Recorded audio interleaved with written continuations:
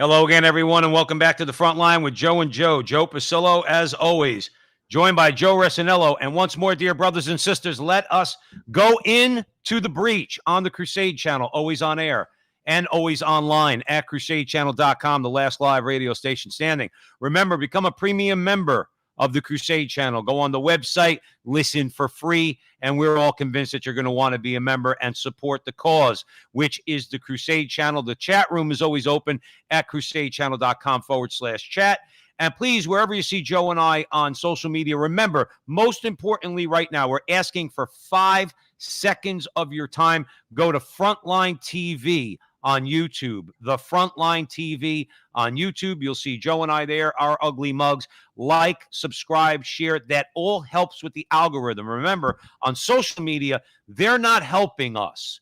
I don't care if you're a political conservative. I don't care if you're a cultural conservative. I don't care if you're conservative Catholic or traditional Catholic. They're not helping any of us with their algorithms. The only way we get an audience is if we get it ourselves, okay?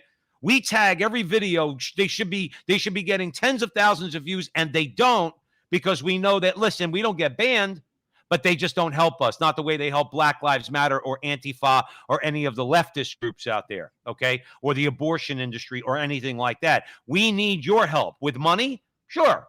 Joe and I have a Patreon page. You could support us every month. Throw in $5, $10, $500, whatever you want. Patreon.com/the Frontline with Joe and Joe. But what we would really ask is that a big push on the Frontline TV on YouTube. Please subscribe there. And finally, Veritas Catholic Radio Network. Joe and I have a Sunday afternoon interview show. Oh, excuse me. That changed. We're now on Tuesday and Thursday at noon. So now that's a big step for us. That's AM radio in the Connecticut, Westchester, and Northern Long Island area, soon to be New York City. Pray for us. Pray for the FM station. as well, Joe. FM as well, 103.5 or 103.9. 103.9 FM and 1350 AM in that area. But there's a downloadable app at the Veritas Catholic Network, so that you can hear everything on the station, including the Frontline with Joe and Joe. And you can download the 35 or 40 interviews we've done up to this point. Raymond Arroyo, Bill Donahue, Ralph Martin, Jesse Romero. I mean, you name it. Joe and I have been blessed, and our little show here has been blessed, because not only are we on the Crusade channel, and we are very blessed to be on the Crusade channel, but we're really moving it forward, especially with our interviews. So all your support and all your prayers are greatly appreciated. Now, let me say this, okay? When people talk about, oh, that persecution complex, or you people think you're being picked on, and all the nonsense. It's just right-wing Catholic conspiracy theory. Nonsense. When we tell people, and we've been telling people for 3 years, they're coming after you. We've said on the show before, they wantonly, brazenly support the slaughter of innocent babies in the womb. What do you think they'll do to you? Okay? And now we're seeing it. We're already seeing we've been seeing this in America, but it hasn't gotten completely insane yet, but it's going to, because just south of the border, and not some backwater, Mexico's not some backwater. Mexico is an industrialized nation, okay? And at one point, it was an extremely Catholic nation after Our Lady of Guadalupe, okay, converted the people of Mexico, all right? But the Mexicans in the last 100 years or so, since the Cristero War, since the infiltration of the Freemasons, have gone off the deep end. They have devolved away from Catholicism, okay? Well, now the persecution, I mean, it's 2021. This is like rewinding to 1921 with the Cristero War, okay? The Mexican government is targeting the Catholic Church for speaking the truth about the Catholic faith. The martyrdom that is going to potentially come from that, okay? I mean, look, we're gonna talk about it tonight or today. It's right around the corner.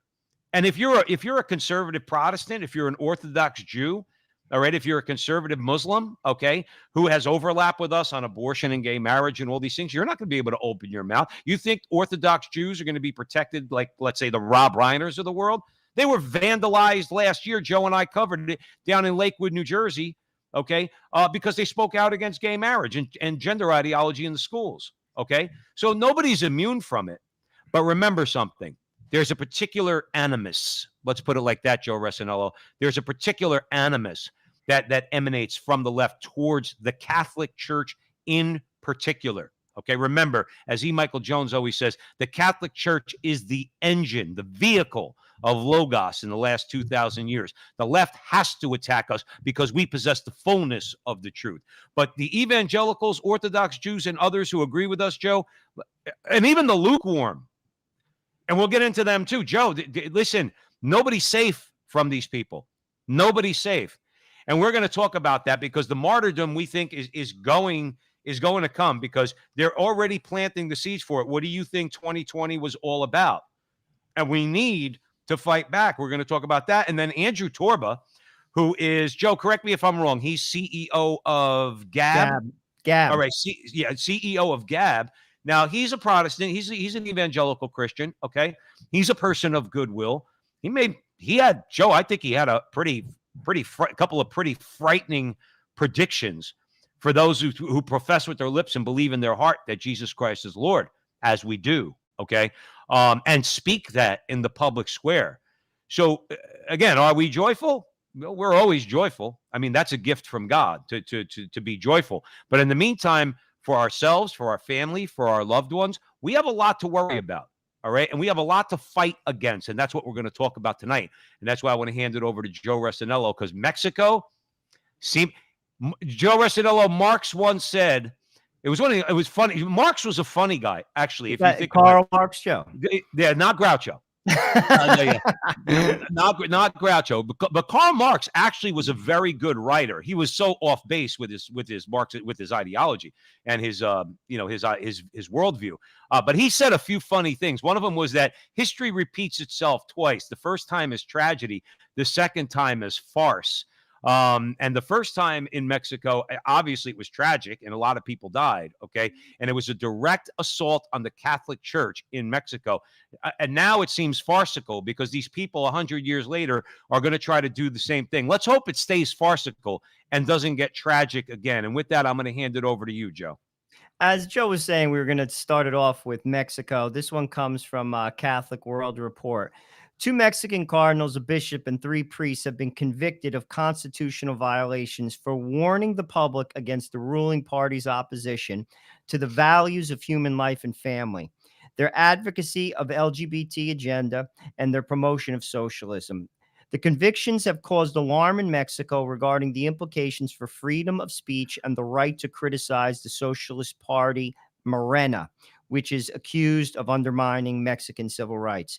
Among the convicted were the Cardinal Archbishop of Mexico City, Carlos Aguilera Reyes, and the former Archbishop of Guadalajara, Cardinal Juan Sandoval Inguinez. The decision was handed down November 18th by Mexico's National Electoral Tribune in response to a lawsuit filed by Mexico's ruling Socialist Party, which is known as Morena. I mean, as Joe said, I mean, we all know about the Cristeros and the history in Mexico under what was his name? Calles. Yeah, Plutarch Calles. I mean, there were martyrs. In fact, there's saints that came out of that period in Mexico. This is shocking because when Joe and I were talking about this, I mean, this is the Cardinal of Mexico City. Keep this in mind. Our Lady of Guadalupe, the cathedral, is in Mexico City. That is the second most visited church in the world next to Rome, St. Peter's. So this is a massive Catholic hub, and this is a massive international figure arrested. This is real. I mean, like when I saw this, I actually couldn't even believe it, actually. And like I said, people don't sometimes think that things like this can happen. I mean, I'll be honest with you. I can't believe what's happening in our country. I really can't. How it's accelerated. Right. And ultimately, right now, we still have the Constitution. But if you get the wrong type of justices, keep in mind, some of the biggest atrocities that have happened in history were legal. The Nazis killing the Jews. That was legal. That was completely legal in Germany. Slavery. I was just going to say that. completely legal. Right. So, like, don't think for a minute that this can't happen, because here it is in Mexico. They're arresting. This is not like a priest in like a small village, Right. which is not right either.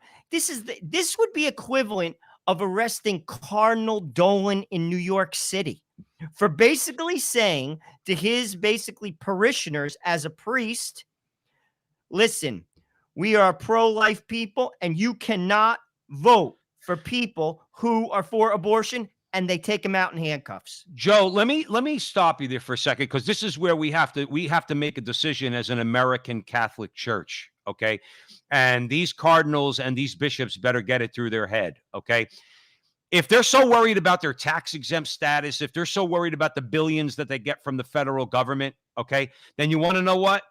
Then they're not going to be able to speak out as these things are happening in the United States. Because what is Mexico doing? As you said, they're saying, well, it's against our Constitution. We have a separation of church and state. That means that they're going to basically say that the church is violating the law, as you alluded to when you said, well, it's legal for them to persecute the church. It's actually, from what I understand, it's a clause There is after a clause. the Cristero War that really wasn't enforced, okay?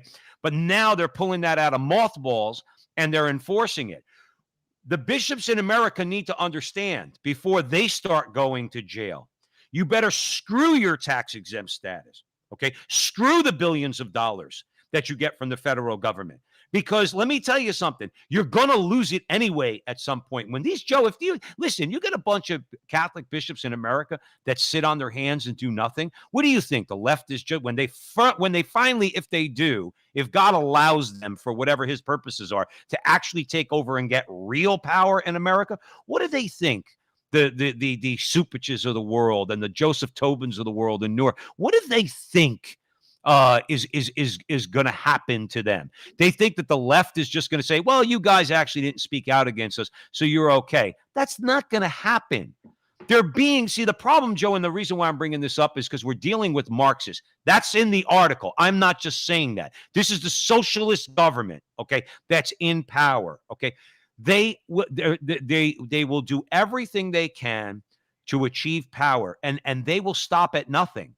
They'll stop at nothing, and they will come down on the church like I don't know what. And these cardinals and bishops, Joe, have to get it through their head. These people are not your friend. Pray for them, yes, but damn it, you got to fight against them. And more importantly, I'm going to hand it over to you. We have to speak out against them and fight back against them, because they're going through the same thing in Mexico, Joe.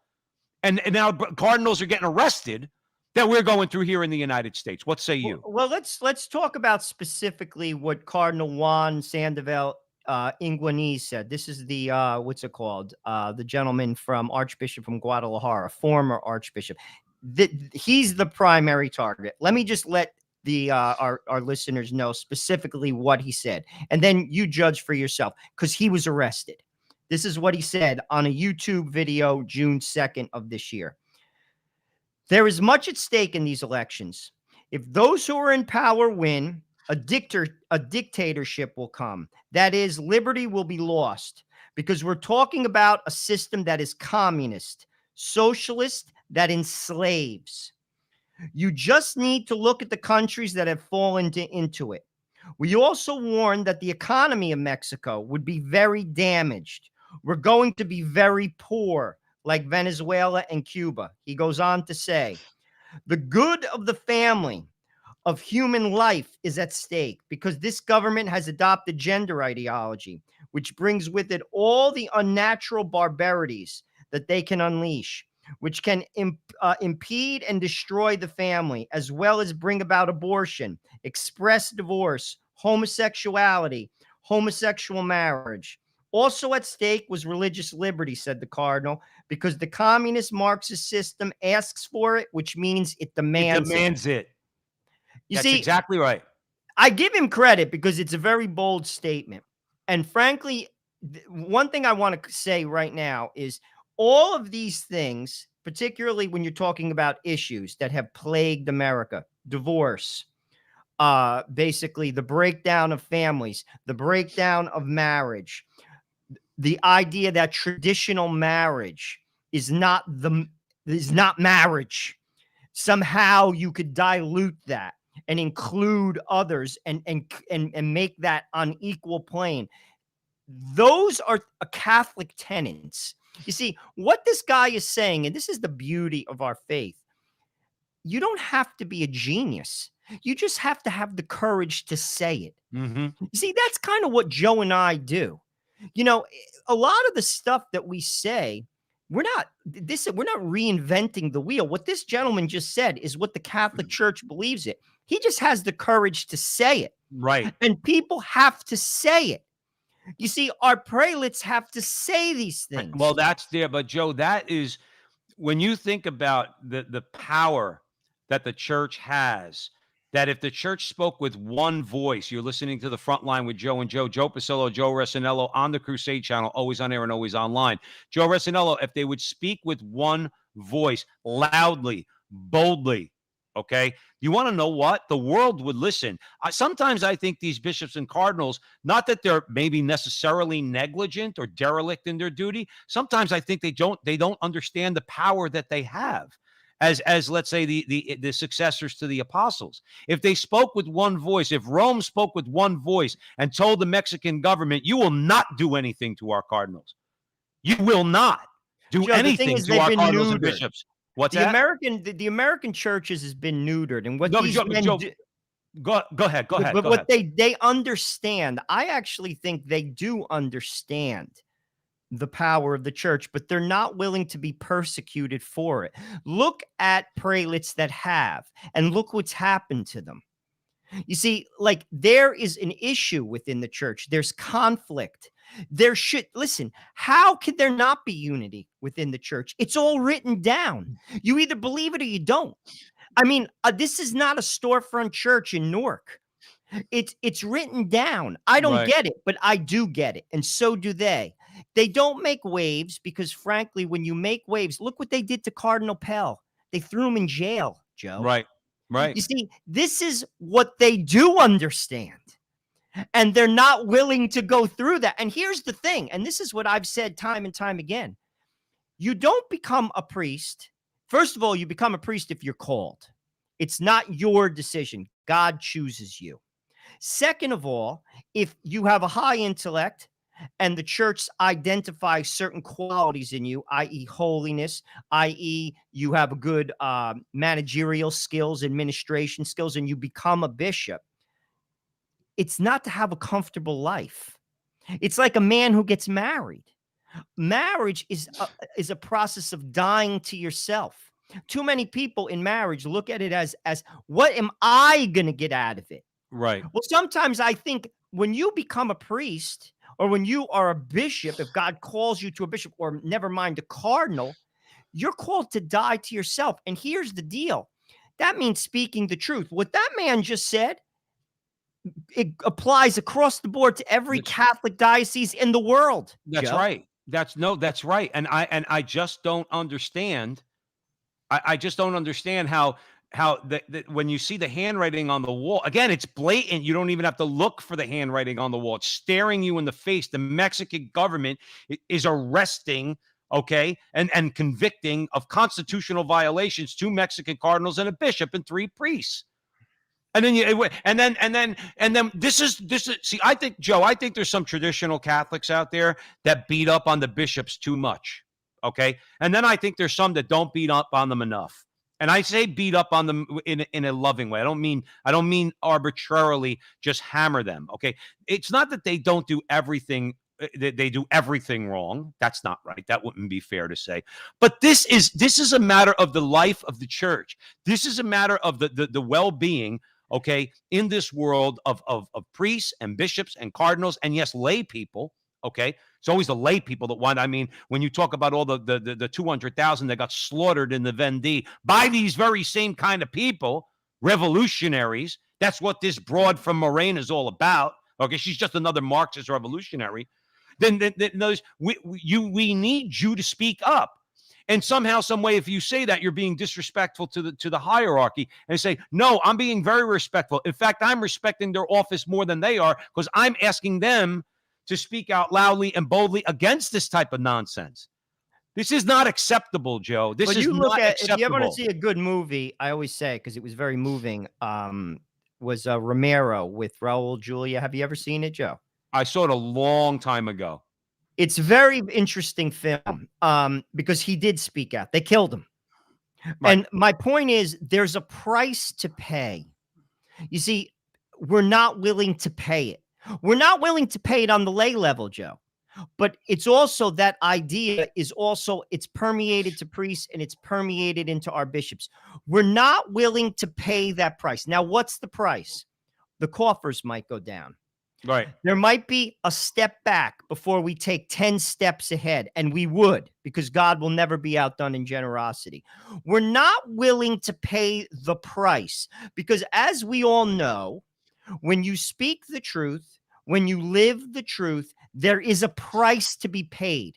You'll be ostracized. You're marginalized. People think you're odd. People will leave, like, won't have anything to do with you. You may not be able to get certain jobs. You may be limited in the jobs that you get. It's a price. You see, we're not willing to pay it. Families, it begins with families, Joe. I could remember the sisters, CFR sisters. I was on a pilgrimage and I was kind of basically, you know, for a lack of a better word, bitching about the clergy a little bit. And sister, she turned it right on me and she said, Joe, the reason why we don't have good priests and good religious is because families aren't doing their job.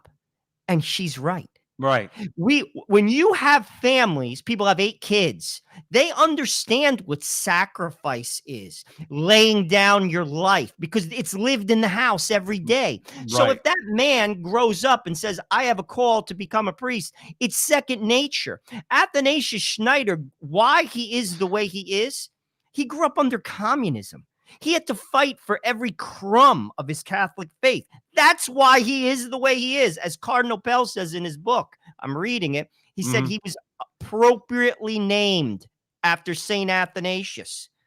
You see, that's why these men, we have a milquetoast culture. We're weak because we're comfortable. We're too comfortable. Yeah, but here's the thing, Joe, and you're listening to the Frontline with Joe and Joe Pasillo and Joe Resinello. In the breach, you have Mexican cardinals and bishops and priests being arrested by the socialist government. We're on the Crusade Channel, always on air and always online at thecrusadechannel.com, the last live radio station standing. But I don't know how to say it, Joe, but the thing is, you mentioned Cardinal Pell, okay? And certainly, and you know, there are others who remember that they're wearing a red hat. Okay, I guess that's my larger point.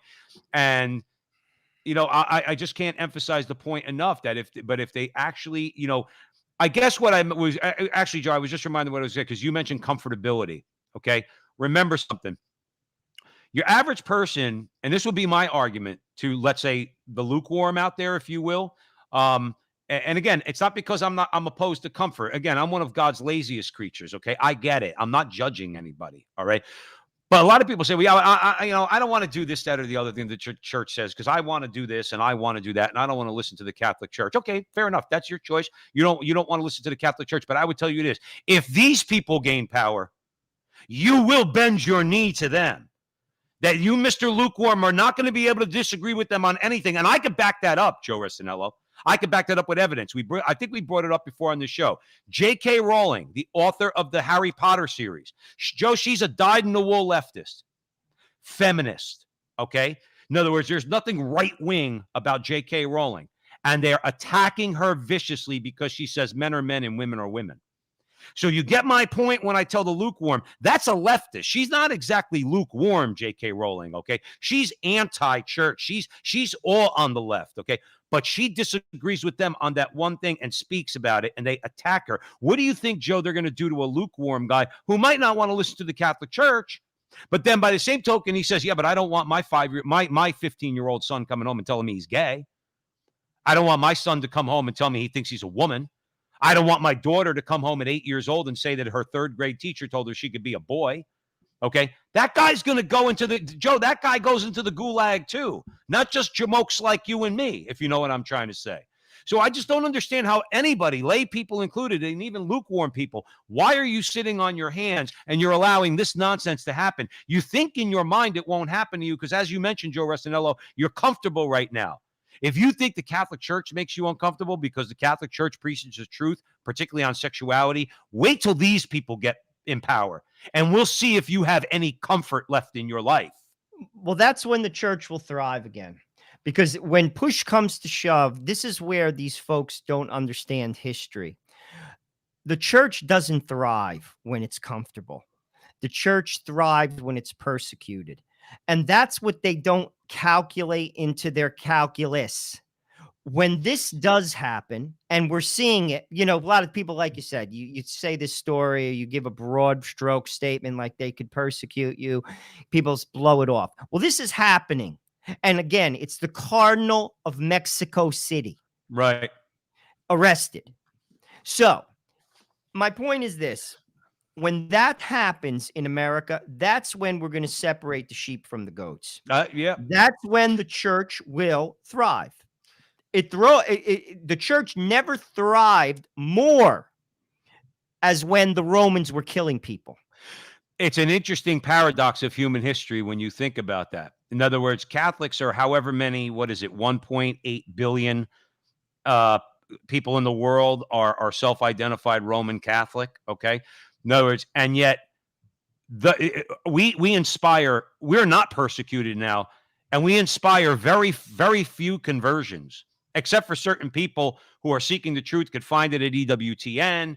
Let's say, because as we did, Mother Angelica, Father Carapi, they could find it with good Catholics at the Crusade channel, always on air and always online, speaking out. But generally speaking, Joe, it seems as though the martyrdom that the early Catholic Church suffered under the Romans seems to be. I mean, we're going to talk about martyrdom. I mean, if you want to evangelize, it almost seems the best way to go. And Joe, I don't embrace martyrdom, if you know what I mean. Okay. In other words, nobody's looking to go out in the public square and get their head chopped off. But the fact is, the church grew when you thought they would die, when you thought the church would die, okay, under the power of the Roman Empire. All right. That's when it spread the most, eventually overtaking the Roman Empire. All right. But nowadays, Joe, are people really inspired by the Catholic Church? I mean, I'm inspired by a guy like the former Cardinal in Iguez that you mentioned. He said it true. He goes, Sandoval. Oh, no, this was Sandoval. He refused to apologize for his statements and doubled down in early October, repeating his call not to vote for pro-abortion politicians. So this guy's willing to die in jail. Pell was willing to die in jail too. Okay. No, he knew he was unjustly put in jail. He would have died there. Okay. He would have embraced his suffering. I think we need more of that. I think but we also, need more of that. You say that people don't take it seriously. Most people are not called to a red martyrdom. Most. And it's a grace. Martyrdom is a grace, meaning not to die, because no one wants to die. It's not human, but to accept that as a grace. It's not natural. As we saw with St. Peter, he fled Rome. It's not natural. He saw the miracles of Christ with his own eyes, and yet he still ran. So it's a grace, but Right. We're all called to white martyrdom. And what is that? Dying to ourselves in our state of life. If our Catholic people, even if 10% of American Catholics embraced the call to white martyrdom, we would change America. I would agree. R.C. Van Landingham, he wrote this article, Joe, in Crisis Magazine, Will the Left's Violence Lead to Martyrdom? I think that that's a great way to segue into this article. If we all accepted the fact that we need to sacrifice certain things, what do we talk about all the time? We need to, as best we can, as much as we could fight, we need to be exemplars of personal holiness, both in ourselves, okay, and in our families. We need to lead a Catholic life, okay? And I think by definition, that means we're not perfect, okay? But we need to lead a Catholic life. And that would be that sacrifice you're talking about, okay? Where you have, let's say, for argument's sake, white martyrdom, but that sacrifice, that self-sacrifice, it has an influence on people. If we did that, is my larger point, and then I'm going to ask you a question. If we did that, that might forestall the red martyrdom that might be right around the corner. And that's what R.C. Van Landingham is writing about when he says, will this violence that basically, I want you to get into it, Joe, that we've been allowing now for the last couple of years in America, is this going to lead potentially to red martyrdom? Well, it's possible. It's very possible. I mean, why didn't we confront the conflicts that were taking place in the summer of 2020? We allowed people to burn police stations down, to burn businesses down, owned by both black and white, hurt people, innocent people. We permitted it. Why? Because we were not willing to basically take a stand, because we would rather be quote unquote comfortable than be in conflict. That was like one of the things, like with Trump, the people who hated Trump, they say he's so like, like confrontational. Yeah. Well, listen, if someone's pushing you, and here's the thing, this isn't conspiracy. You are pushing us. If you're people of faith, religious liberty, you're pushing us. You're forcing children in the public school to be indoctrinated by, frankly, things that go against your religion. You prohibit me from doing that in the public school by saying Our Father. That applies. An Our Father isn't just a Catholic prayer. It was the only prayer that came out of Jesus Christ's mouth. So a Protestant could acknowledge the Our Father. You prohibit that. And frankly, rightfully so. We live in a pluralistic society. You don't want that in the public school? I'll be honest with you. Okay, I could swing with it to a degree. But why are you forcing your ideology down my children's throat? Well, they'll say it's not religion, but then I would argue, okay, but it's still an ideology and a worldview that I'm opposed to. As you said, Joe Resinello, if anything, then be neutral. That's exactly my point, Joe. That's my point. You see, you should be neutral. I won't listen. Christ did not impose his will even on Pilate as he was about to be killed. The church proposes. Now you could say, well, you're imposing your will on women with abortion. It's not about the women. It's about the child. Right. You see, you got it skewed because you like recreational sex. Right. It's skewed in your head. You don't get it because you can't get that out of your head. And that's a product of sex, intercourse. You have a child. It happens. And you are not willing to give up your recreational sex. I'm not imposing my will. I'm protecting the child. I saw a good meme. And some of those memes, Joe, not for nothing, they some of them are stupid. Some of them actually make a really good point. I will say the meme was two pictures, Joe, one on top of the other. Okay. And the top picture was of a bedroom, like a bed in a bedroom. And the bottom picture was a picture of the place where they murder babies in the abortuaries. Okay. And the meme was the time to make it, or the place to make a choice is in the top place, not the bottom one. You understand? The place to make a choice is you've made a choice. There's your reproductive freedom. Okay. In other words, in your bedroom, nobody's knocking down your door. And I want to tell some of these ugly feminists, okay, don't for not knocking down your bedroom door. Okay.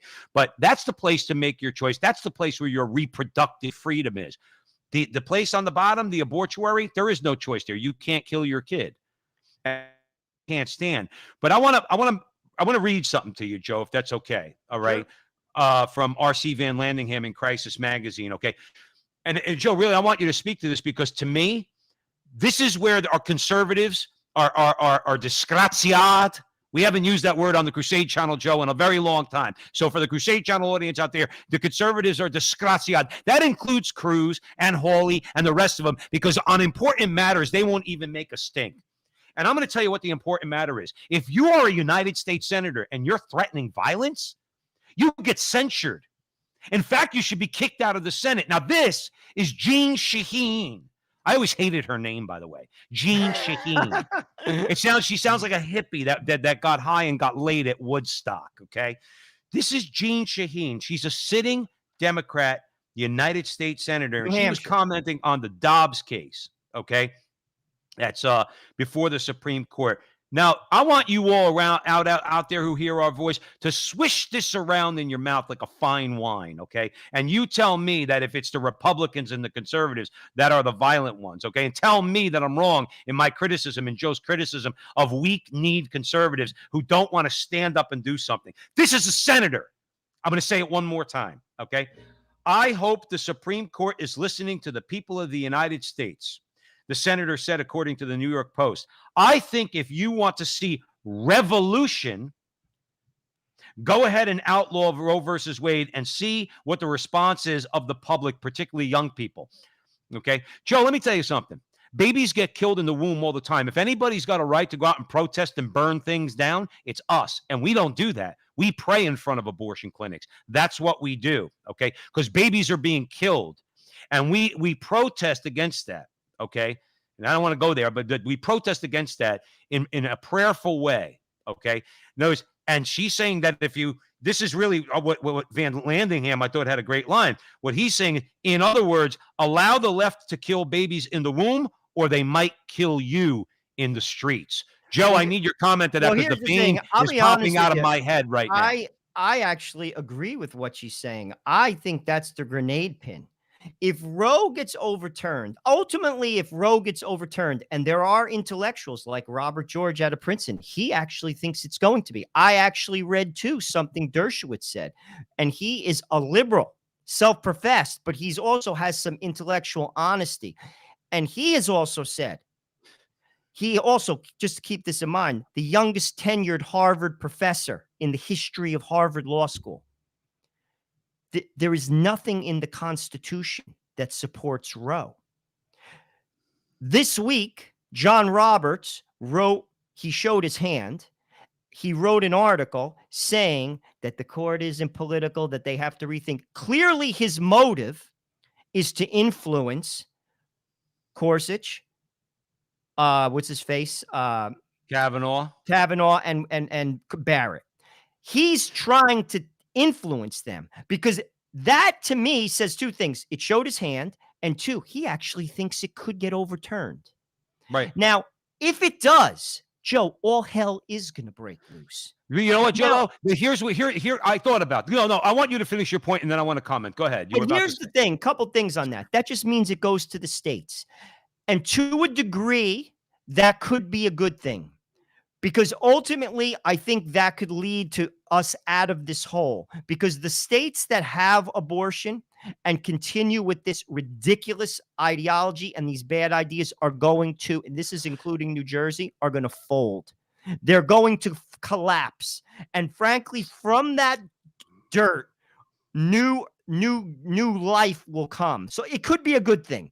But ultimately, Joe, I'll tell you, people will go berserk. Now, here's the response, okay? And we're talking about this because one thing that Van Landingham talks about, okay? He says, I cannot deny. Now, he was talking about really turning the other cheek and everything that means. Because some people, Joe, are very wishy-washy when it comes to turning the other cheek or the interpretation of what Jesus was really trying to say there, okay? Turning the other cheek is not running away. Turning the other cheek is basically saying, okay, you hit me here. I'm going to turn the other cheek. I'm going to allow you to hit me here, okay? In other words, but you stand your ground. You stand your ground in front of the enemy, okay? But people misuse that saying of our Lord. But here's what Van Landingham said. He says, I cannot deny that God has called his servants to war many times, but the greatest battle was won on the cross when Christ willingly died for us. Now, what do I mean by that? Why am I bringing that up? Joe, here's what I would say. You said on the show before, Trump should have sent in the National Guard into Portland. Oh, no doubt about it. Into Seattle. Because innocent people were getting killed. Innocent people were getting killed. Minneapolis, okay, Chicago, New York. He should have sent in the National Guard when the local governments weren't doing anything. Now, here's my larger point. Listen, Miss Shaheen, okay? If there's going to be violence in the streets, then let it happen in New York. Let it happen in California. Let it happen in Oregon and Washington and other pro-abort states, okay? But in the states that either severely restrict or outlaw abortion, I would say to these governors who are already supposedly conservative to begin with, and if they've passed these laws, that means they are probably truly conservative. Okay, guy like Governor Abbott, guy like DeSantis, the governor of Mississippi, the governor of Alabama, the governor of Tennessee, and any other pro-life state, governor of Missouri, should come out and tell them, listen, Senator Shaheen, and any of you leftist thugs that are listening to us, if you come in and try to burn our cities in any way, shape, or form, if you cause civil unrest in our states, we will send in the National Guard within 24 hours after giving you one warning. And if you don't leave, it's not going to end well for you. So you go, if you want to protest, go protest in New York City. Go protest in downtown Los Angeles. Go burn down buildings in San Francisco. Don't come to our state. Do not come to our state, because you're not going to be treated very well if you think you're going to go out there and you're going to abuse people, kill people, burn down buildings, burn down businesses. It's not going to be tolerated. They ought to do what Donald Trump should have done in 2020 with all these leftist thugs. What say you, Joe? Sadly, people say like that is like you're a Nazi, you're a fascist. No, that's just keeping order, because innocent people, listen, no matter what your ideas are, and you're entitled to them, and I'm open to debate with you, you can't hurt people. And if you do, the state, i.e. the government, has to protect the populace. That's its duty, Joe. That's correct. The duty of the state. And that is not, listen, that's not being a Nazi. That's not being a fascist. That's being, to be honest with you, a responsible governor, a responsible mayor, or a responsible president. Now, let's talk about the long game. You see, I think the answer to this all is states' rights. If Roe is overturned, and it may, and there is trouble, the way I look at it is very similar to what you just said. If New Jersey wants to behave like barbarians, let them. But the other states who don't should be allowed not to. And in doing so, it's almost like a war of ideas. Let's see who wins in the long game. Right. My bet is you collapse and I don't. That's right. And this is how you defeat them. You give them the rope to destroy themselves. You are hitting the nail on the head at the Crusade Channel, always on air and always online at crusadechannel.com, the last live radio station standing. You're hitting the nail on the head. I think we brought it up in our interview when we were talking to Tim Gordon about it was either the first time we spoke with him or the second time. We had two interviews with him. But the idea is this. You have, let's say, a swath of red states, okay, that act like red states, that exert their state authority over their own, in their state governments, bucking the Supreme Court. In other words, like abortion is not a right enumerated in the Constitution. Therefore, it is reserved for the states and the people, respectively. That's actually in the Constitution. You have red states that basically start acting like it, and what you do is you become, it's like we talk about with personal holiness. If you want to convert people to the one true faith, to the Catholic faith, then you need to live.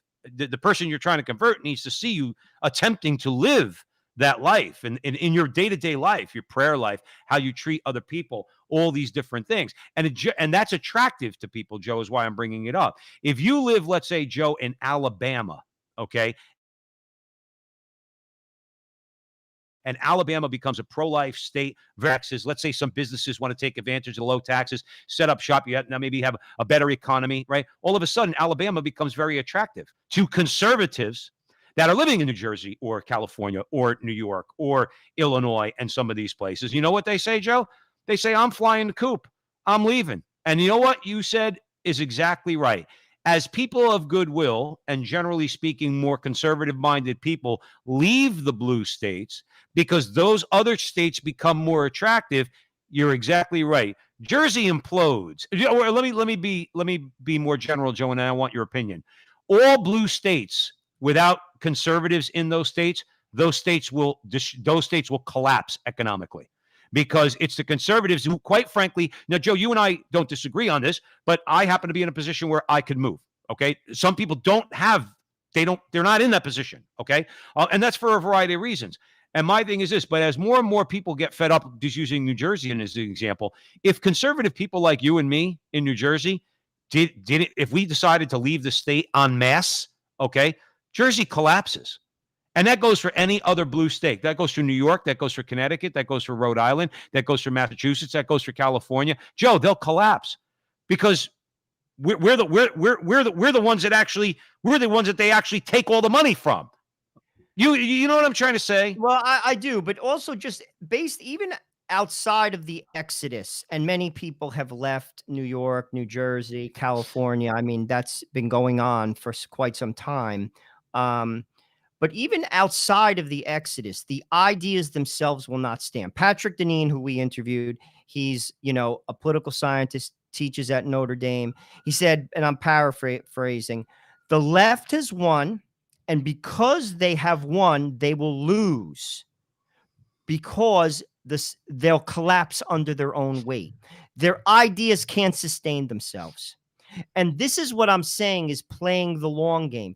Even in the blue states, Joe, they'll change if you give them the rope to hang themselves, because the ideas can't sustain themselves. Just like communism couldn't sustain itself. The USSR didn't even last 100 years. Right. There are businesses in America. There are businesses in my area that have been around for more than 100 years. There are people that lived longer than the Soviet Union. They will collapse. Right. You see, these ideas, this is where people, like, it's the long game. Enjoy your hour. That's all you're going to get. Your ideas stink. And But they Joe, won't sustain a society.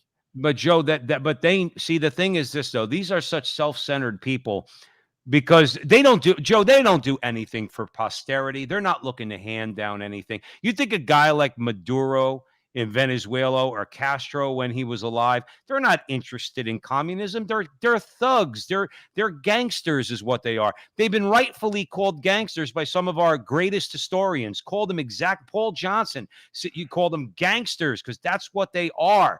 Okay, Mao was a gangster. He wasn't some great revolutionary political leader, nor is Maduro, nor is Stalin, nor is any one of them, Robert Mugabe, all of them. Okay, that's all they have in mind is what they can loot out of the people in this world because they are communist in one way. They're atheists. They don't believe anything that comes after this world. They don't believe in death, judgment, heaven, and hell. So what do? They do whatever they can to amass power and wealth, and then they do whatever they can to make sure they maintain power and wealth.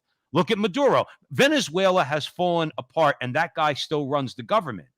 Now, you explain to me how that's possible, because I want to agree with you, and I do in my heart agree with you, that these states will implode. But it seems like, Joe, we have nations that are imploding, and the left doesn't do anything, and the implosion continues. Again, I'll bring up Venezuela or Cuba.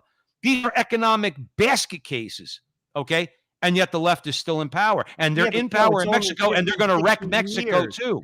I mean, again, long game could be 80 years. I mean, think about Germany in the 20th century. Like, it was an 80-year run. Like, it's long term. Like it's, again, you can't talk to people.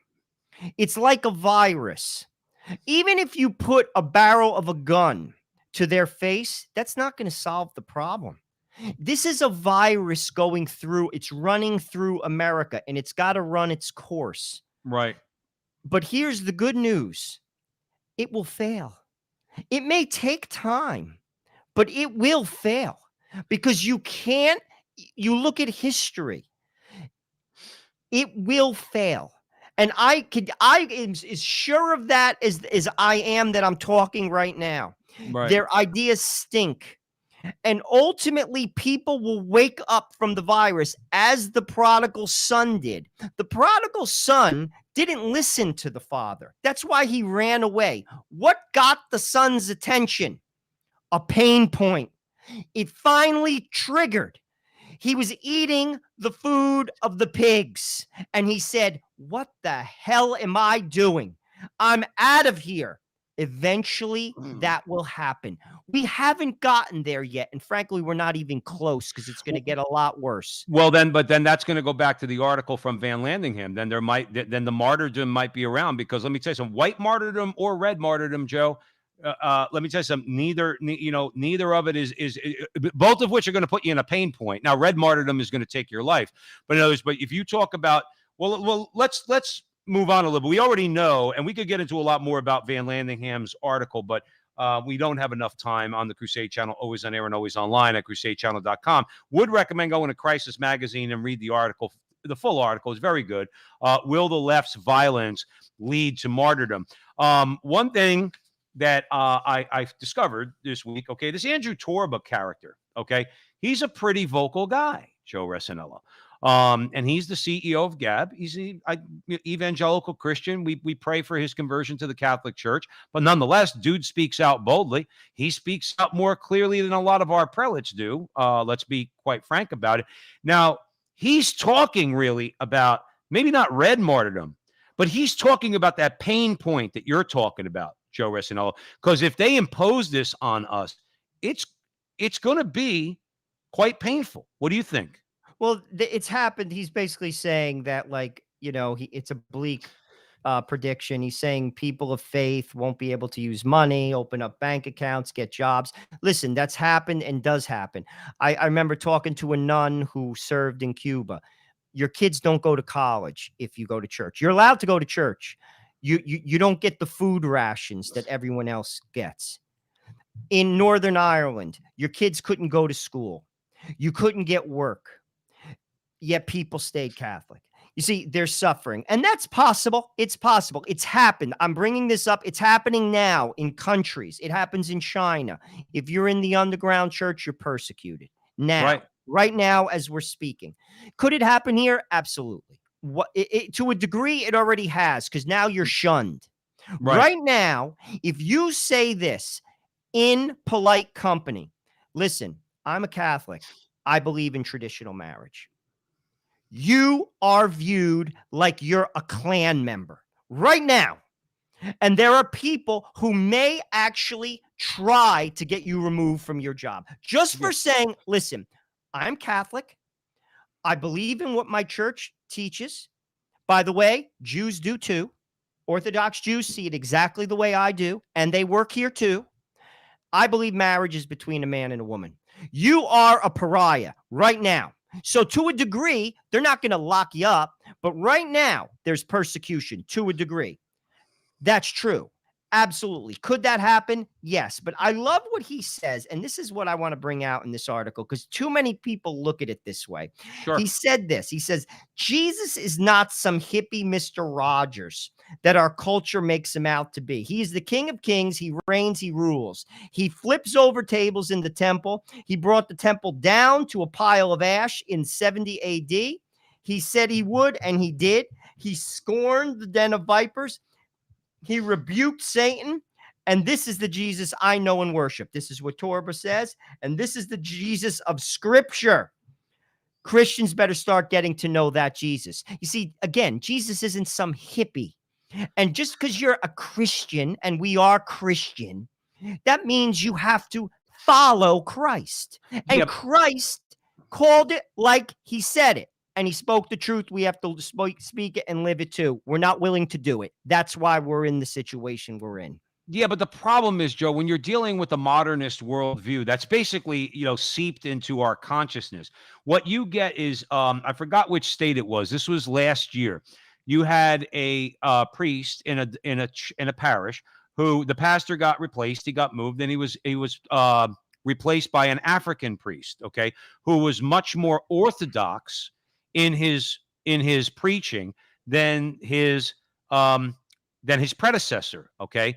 And the wishy-washy Jesus is love, and Jesus is forgiveness. No, he is, but he's a lot more than that, okay? Because Jesus is also the truth, and the truth hurts like a son of a bitch sometimes, okay? Especially when it's staring you right in the face, okay? And these basically hippies, they all look like 70-year-old leftover hippies from Woodstock. They went into this parish and they protested this priest, the woman who ran the protest, got up on the altar. Okay. And somebody was putting it on YouTube. One of the guys said to her, why are you doing this? This guy is a good priest. And she just kind of shunned him off. And she got up there and she said, if the message is not love, we don't want to hear it. And what was he talking about? What was the good priest talking about? Abortion and homosexuality. In other words, that's what he was talking about. Well, the problem is people don't know what love is, Joe. You see, that's another, we talked about that with Frank Corin. People don't know what love is. They don't even know what truth is, because we live life on the surface in America. We just do. We're a superficial people. America is as superficial as the day is long. Yeah. And this is, again, it comes down to the what word? The C word, comfort. This is where we're at.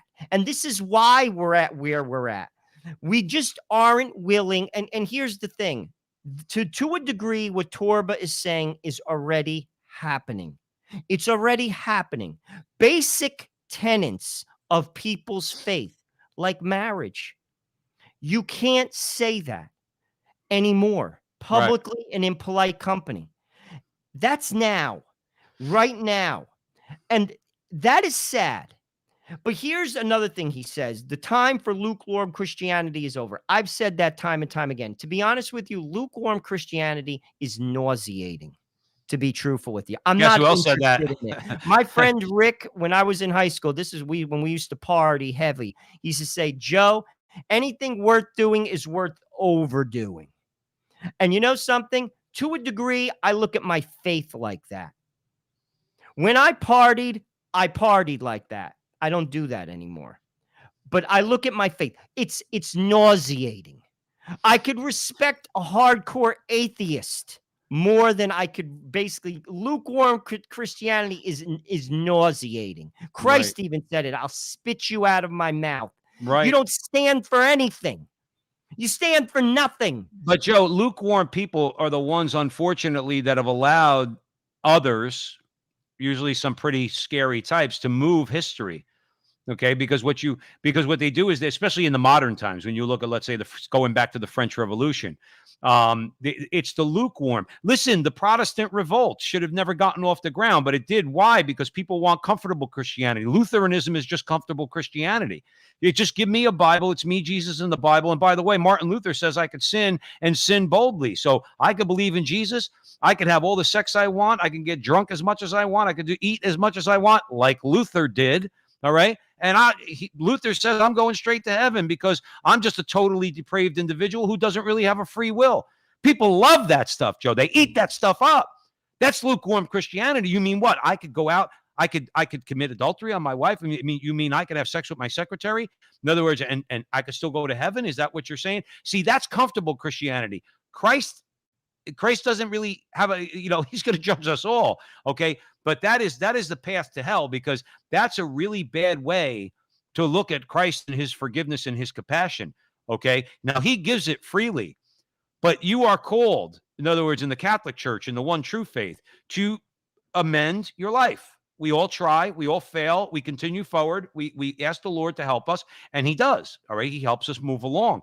But that's my point. If you look at, let's say, the way the lukewarm have enabled the jackboots in all different societies to run roughshod over that society, German Catholics should have stood up against Hitler right off the bat. Okay.